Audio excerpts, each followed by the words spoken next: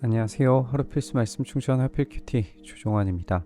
오늘 함께 나눌 하나님 말씀은 시편 104편 1절에서 18절까지 말씀입니다.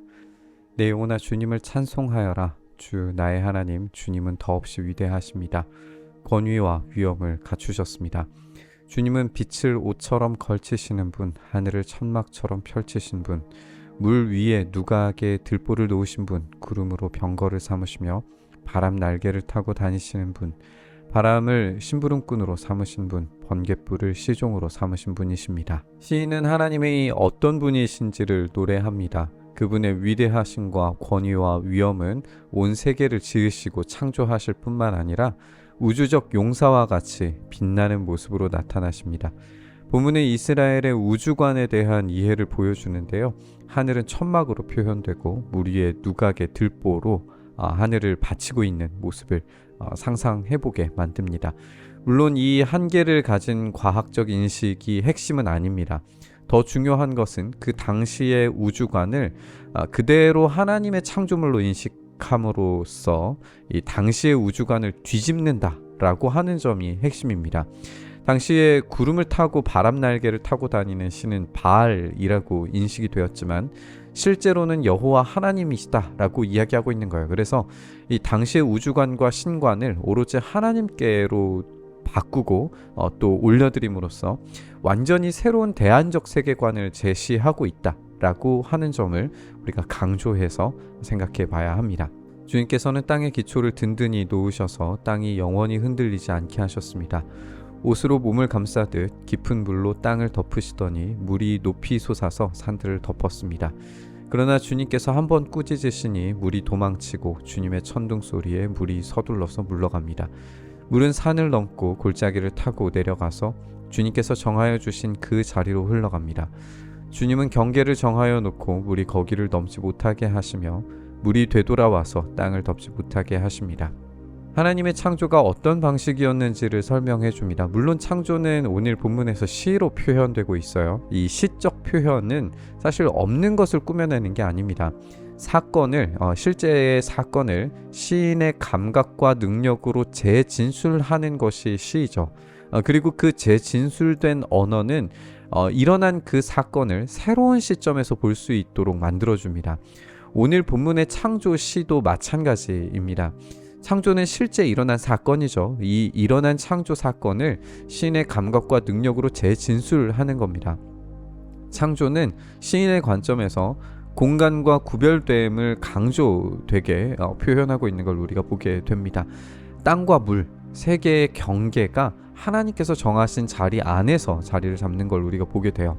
이 공간 속에서 하나님의 아름다운 경계 속에 하나님의 풍성함이 흘러넘치게 될 것이다. 이렇게 본문이 이어지게 되는 거죠. 주님은 골짜기마다 샘물이 솟아나게 하셔 산과 산 사이로 흐르게 하시니 들짐승이 모두 마시고 목마른 들나귀들이 갈증을 풉니다.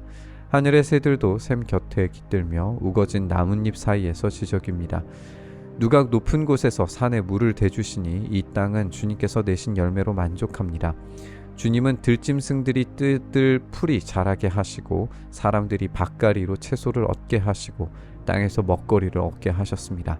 창조가 경계에 나누어짐으로 시작을 해서 채워짐으로 이어지는 걸 보게 됩니다. 그 나뉘어진 공간 속에 들짐승들과 하늘의 새와 열매들이 풍성하게 맺히기 시작합니다. 우리는 하나님께서 단 한 번의 창조만 하셨으리라고 생각되지 않습니다. 하나님은 계속해서 창조하시고 지속적으로 관리하시고 더 풍성하고 놀라운 것들로 채우시고 역사하실 겁니다.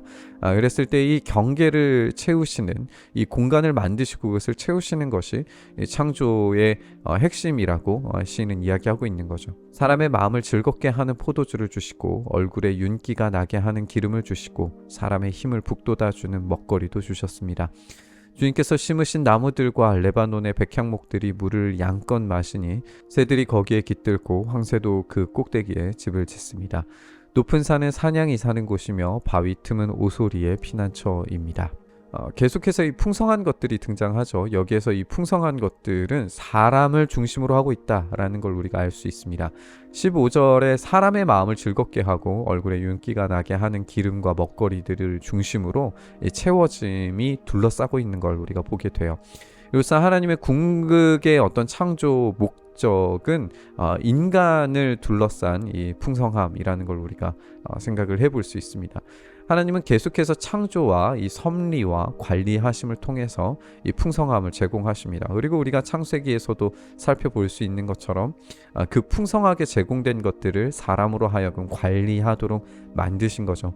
그래서 이 식물들과 동물들, 그 핵심에서 이 사람이 모든 필요를 채워주시는 하나님의 생명 질서 안에서 살아가고, 그 하나님의 생명 질서에 의지하면서 살아가고, 하나님의 생명 질서 안에서 이 관리함과 관리받음을 통하여 하나님의 명령이, 하나님의 그 계획이, 섭리가 전달되도록 만드십니다.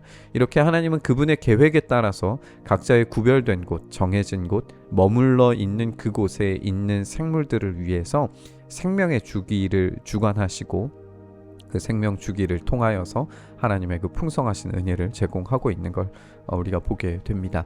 이렇게 하나님의 창조, 그 구별과 채움, 다스리심은 그분의 계획과 섭리를 통해서 우리를 살게 하시는 방식이다라는 것을 우리가 깨닫게 됩니다. 하나님은 우리를 향한 위대한 계획을 갖고 계십니다. 하나님의 창조가 그 지경과 한계와 채움의 과정으로 이루어졌다면 우리의 삶 또한 그렇게 하나님께서 허락하신 지경과 한계와 채움의 과정으로 이루어지게 되는 줄 믿습니다.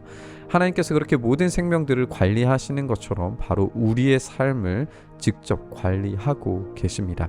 하나님께서 우리의 생명 주기를 주관하십니다. 그렇다면 하나님의 관리하심에 우리의 인생을 온전히 맡기는 것만이 가장 확실하고 안전한 인생을 사는 방법인 줄 믿습니다. 오늘 우리에게 허락하신 그 삶의 영역에서 오직 주님께서 관리하시는 그 참된 인생 속으로 들어가 우리가 살아가기를, 그 풍성함을 제공받기를 간절히 바라면서 우리 묵상의 자리로 나아가시죠. 주님, 그렇습니다.